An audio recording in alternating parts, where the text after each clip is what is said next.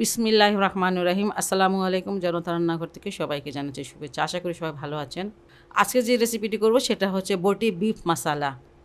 ১.৫ table চামচ এই যে এমনভাবে রসুনগুলো কুচি করে নিয়েছি।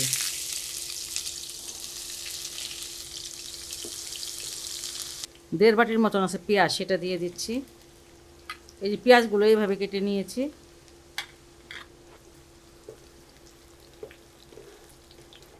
পেঁয়াজ রসুনটা ভাজা হয়ে গেছে, এর থেকে বেশি আর ভাজা লাগবে না, বাকি ভাজাটুকু মাংসের সাথে হবে। আর এখানে আমি ১ কেজি দিয়ে দিচ্ছি বিফ, ছোটো করে কাটা, ১ ইঞ্চির মতন কাটা, আর যেগুলো একটু হাড় আছে সেগুলো একটু বড়।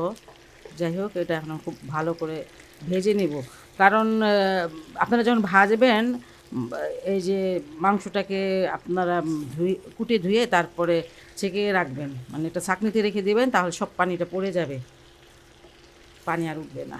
আর এটা আপনারা, আমি বিফ দিয়ে করতেছি, আপনারা কিন্তু মাটন দিয়ে এটা অবশ্যই করতে পারেন, মাটন দিয়েও খুব ভালো হয়।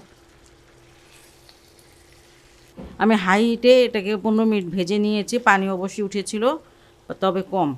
যাই হোক, এটাকে ফুল আছে আপনারা মানে এটা ভেজে নেবেন। এই পেঁয়াজটা এটা হয়েছে যে পেঁয়াজগুলো ভাজা হয়ে যায়, ঠিক আছে। আর এখানে আমি এখন ১ চামচ দিয়ে দিচ্ছি হলুদের গুঁড়া, ২ টেবিল চামচ রসুন, আর আদার পেস্ট হচ্ছে ১.৫ চামচ,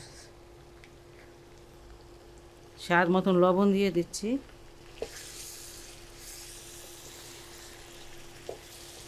এই মশলাগুলোর সাথে আবার আমি এটা ভেজে নিব। এখন আঁচটা কমিয়ে নিব, কমিয়ে একটু ঢেকে দিব। ১০ মিনিটের জন্য ঢেকে দিলাম, এর মধ্যে কিন্তু নাড়তে হবে। আমি একটা মাংসের জন্য একটা মশলা বানিয়ে নিব, আর সেই জন্য এখানে আমি আধা কাপ নিয়ে নিয়েছি দই, টক দইটা। এখানে ২ চামচ মরিচের গুঁড়া, ধনিয়ার গুঁড়াটা ২ চামচ, জিরার গুঁড়াটা ১.৫ চামচ, গরম শাহি মশলাটা হচ্ছে ১ চামচ, ১ চামচ বেরেস্তা নিয়ে নিলাম।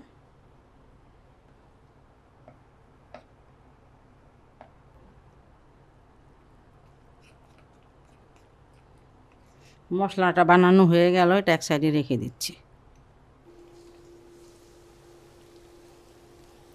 ১০ মিনিট কষিয়ে নিয়েছি, আর এখন মশলাটা দিয়ে দিচ্ছি।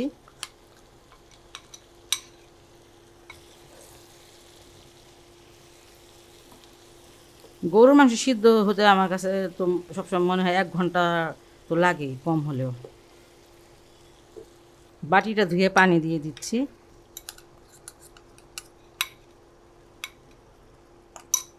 আড়াইশো গ্রাম পানি নিয়েছিলাম, পুরাটাই দিয়ে দিলাম।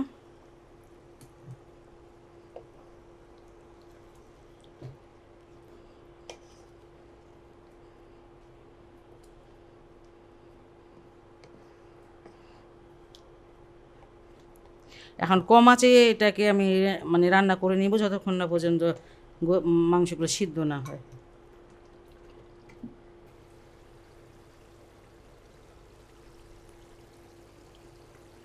প্রায় ৪০ মিনিট পর আমি আসলাম। অনেকবার নেড়ে দিয়েছি, আর নেড়ে দিতেই হবে অবশ্যই।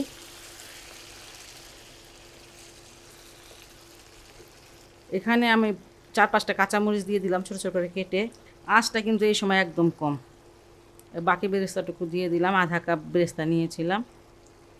এই যে পুদিনা পাতা, ১ মুঠ পুদিনা পাতা দিয়ে দিলাম। পুদিনা পাতাটা অবশ্যই দেওয়ার চেষ্টা করবেন, পুদিনা পাতার ফ্লেভারটা খুব ভালো আসে।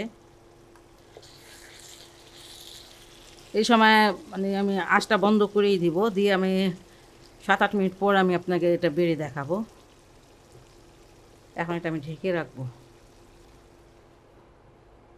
খুবই খুবই একটা মজাদার রেসিপি, এটা আপনারা বাসায় অবশ্যই ট্রাই করবেন, আমার রিকোয়েস্ট রইল।